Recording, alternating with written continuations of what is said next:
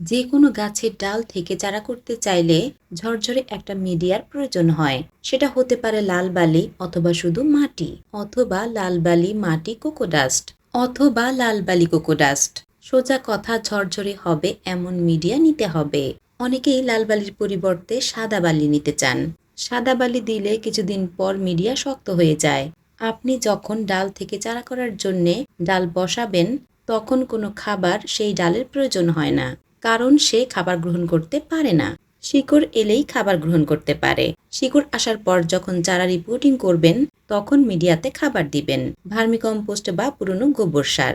এছাড়া আর কিছুই দেওয়ার প্রয়োজন হয় না।